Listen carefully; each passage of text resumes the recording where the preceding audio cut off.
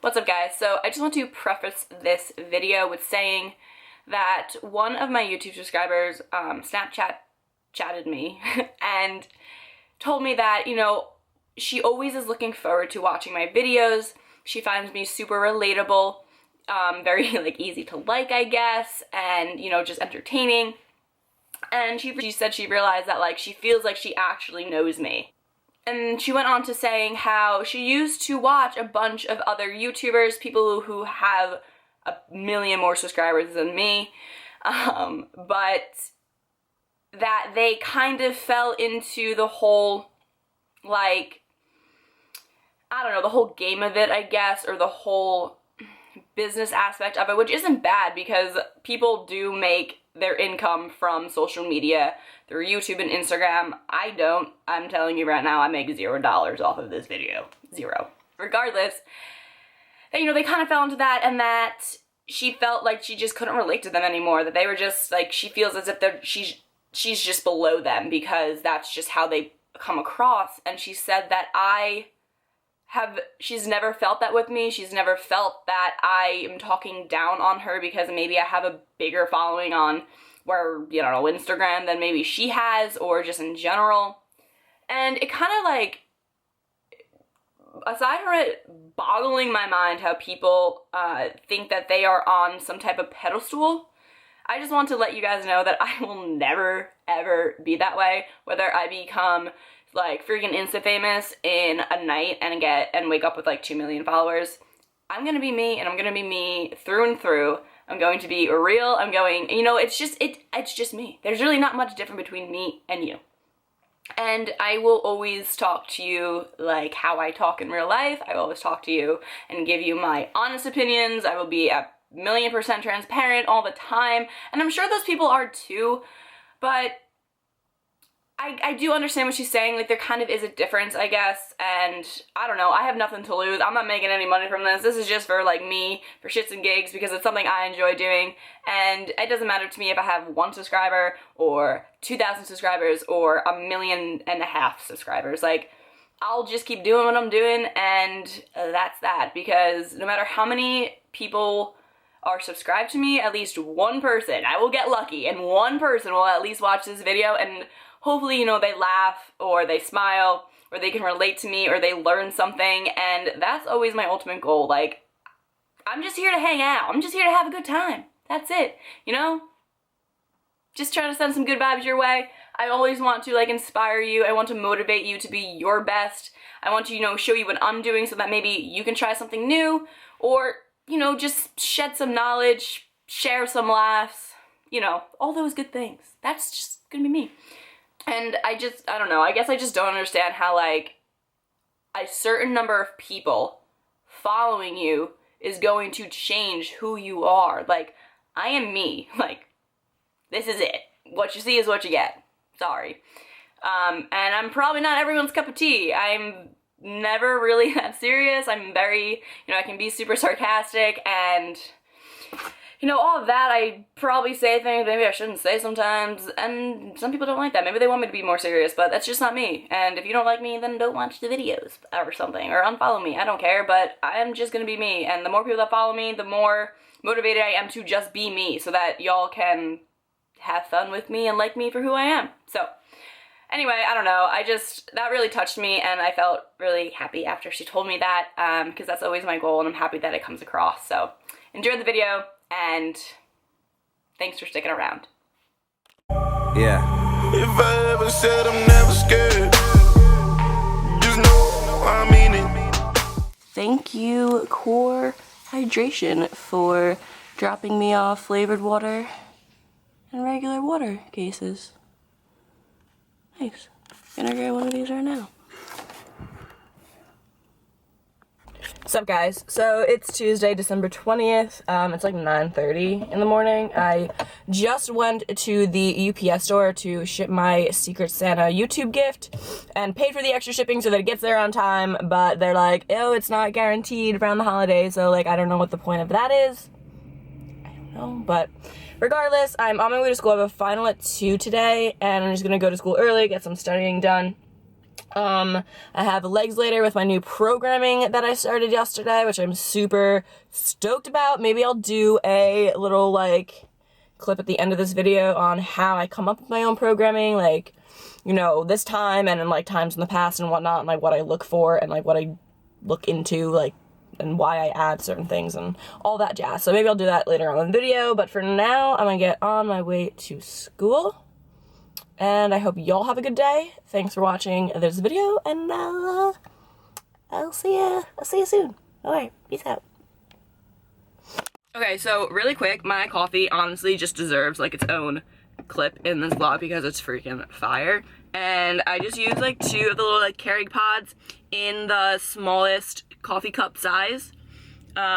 Because or else it's like too watered down and it's disgusting. So 2 of those, and then I got these little cup things of like just like half and half, I think.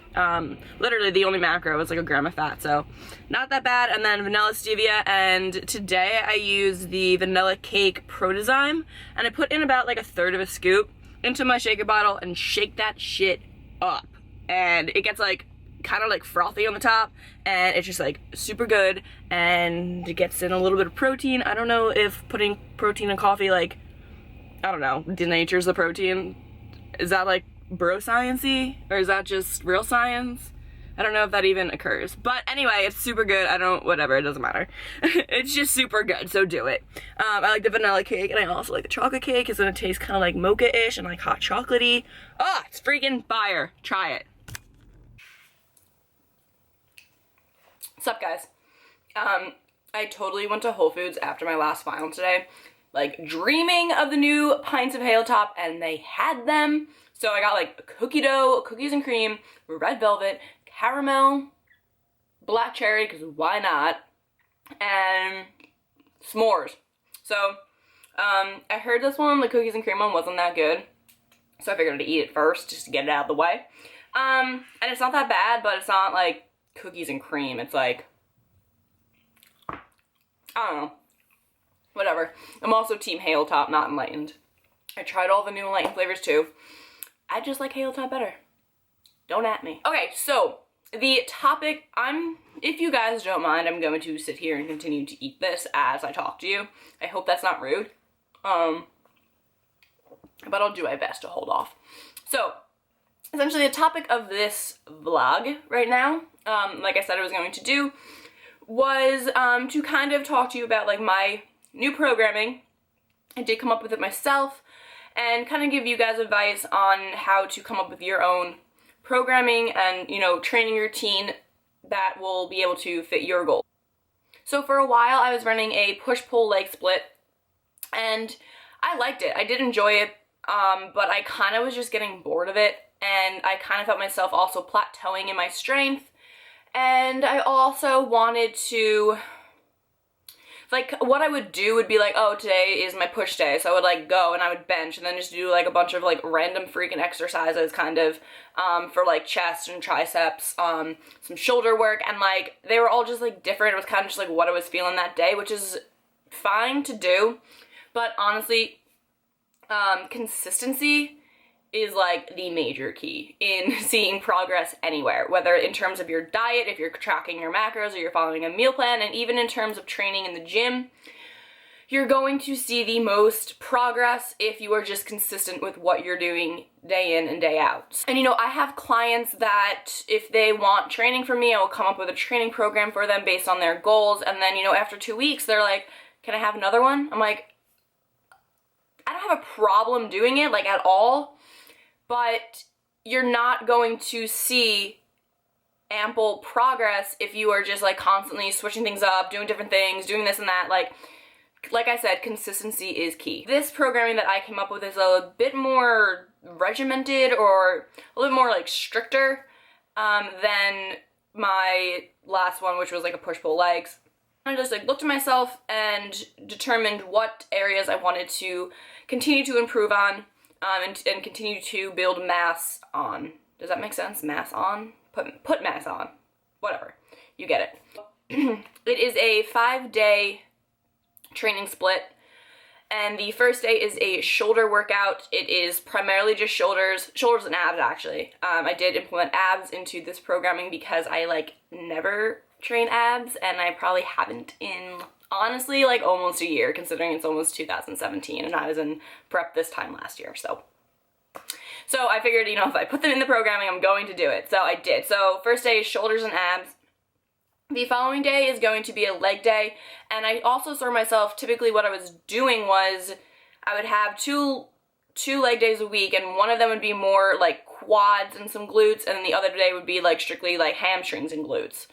And obviously if I want to grow my legs and add more mass to them, I need to have more frequency and more volume in overall on my legs. So I do have 2 leg workouts in this 5-day split, but they're going to be like leg days. Like every single part of my legs will be working. I got quads, I got hamstrings, I got glutes, and some calves because, yeah, it's part of my leg.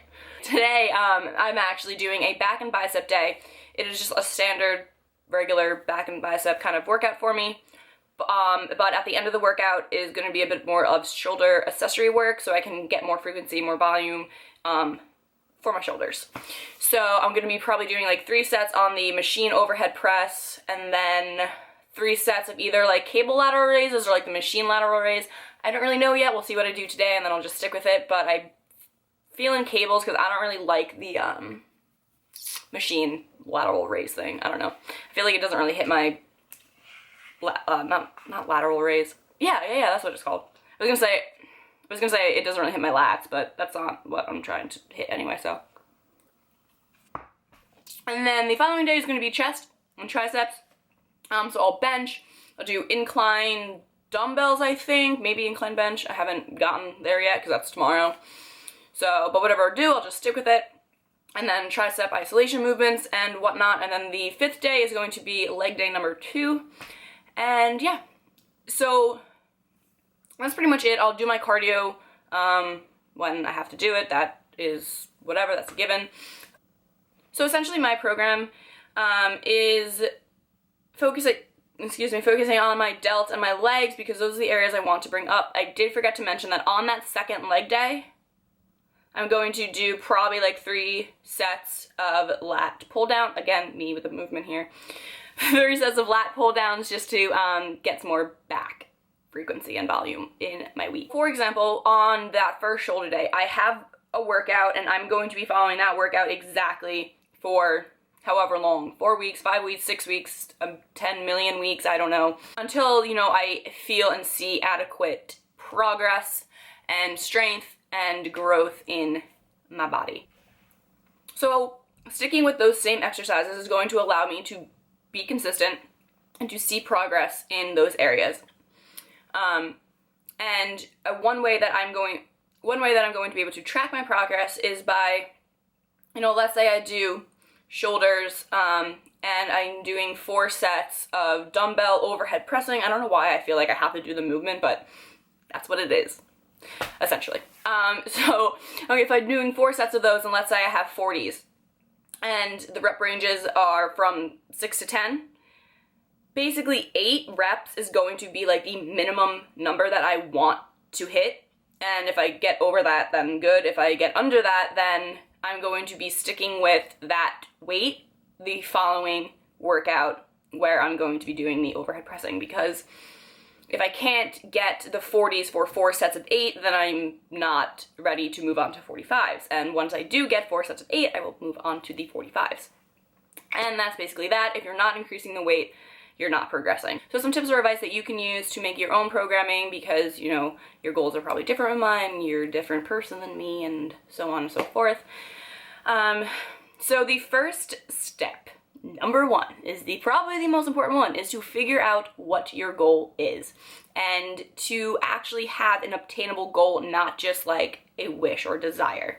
Saying, I want to lose 10 pounds is a desire. You want to lose 10 pounds, but what is the goal to get there? I want to lose 1 pound a week. I want to lose this X amount of pounds by this date. That's a goal. That is something you can work towards.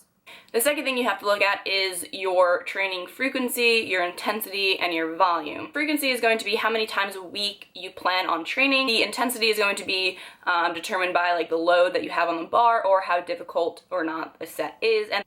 And then your volume is your total workload per workout, and you find that by multiplying your sets by your reps by the weight used for that exercise. So essentially you have to kind of look at your schedule and what you prefer to do. If you are in the gym, let's say 5 to 6 days a week, maybe you can, you know, lower the volume a bit. If you are, you know, someone who only makes it to the gym 3 to 4 times a week, okay, so then your frequency is lower, so then just increase your intensity and your volume during those workouts. The next thing that you have to determine is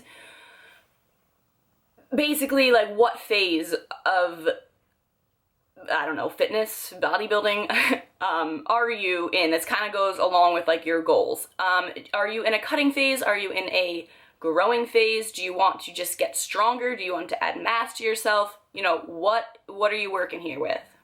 It is possible to get stronger and build mass at the same time, but those two things require, you know, different ways of going about yourself in the gym, so you are going to have to kind of limit one or the other in order to focus on your main goal.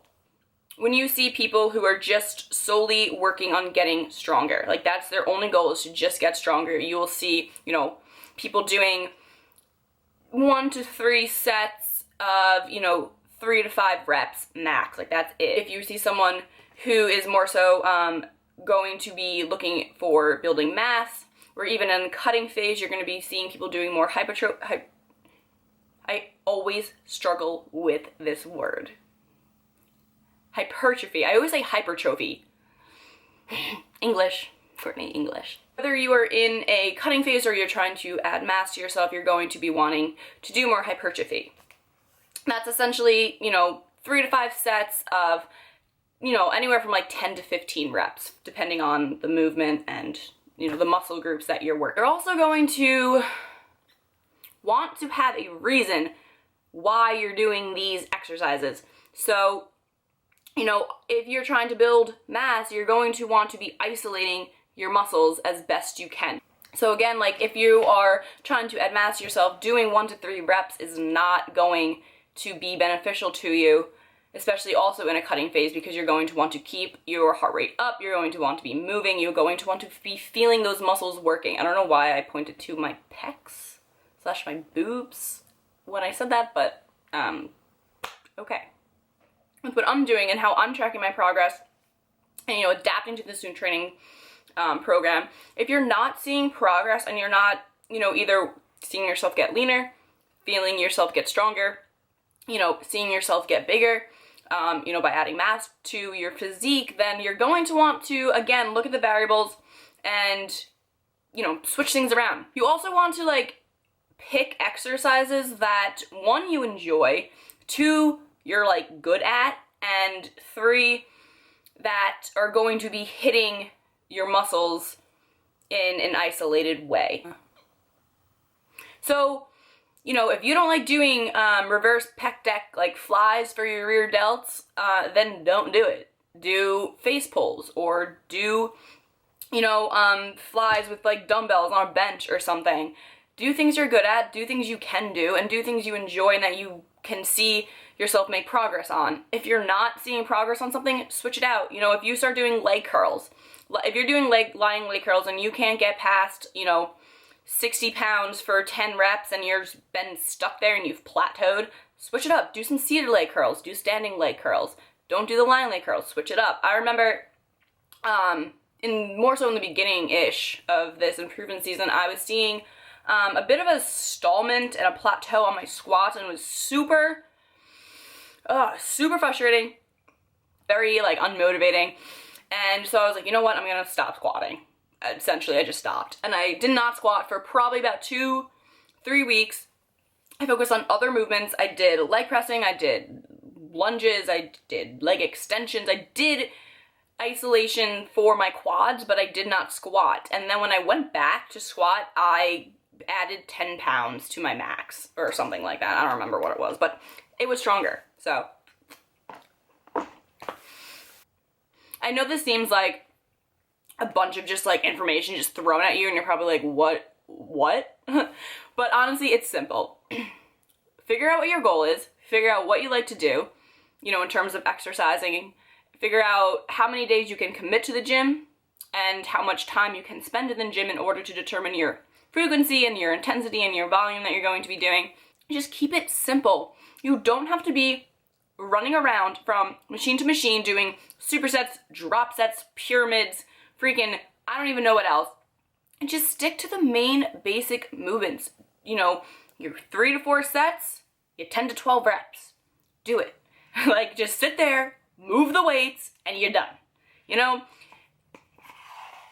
you see people in the gym, like, just running, like, back and forth between machines, like, fighting people because they're in the middle of a superset and someone, you know, decides they want to use the machine that you're not using at the time. Like, just keep it simple. You don't have to be running around. The basics are what is going to build your physique. I found some pretty good websites and, you know, just places of information that you can use to, you know, also like read about if you want to, you know, make your own training program. So I will link those down below in the description box. And hopefully this kind of helped you a bit. I hope it wasn't like too all over the place. I think I kind of made some sense. But honestly, if you have any other questions, just comment them below. Contact me on Twitter, Instagram, Snapchat, YouTube, whatever your heart desires. And I will gladly answer your questions. So, thank you guys for watching this video. And I shall see you shortly.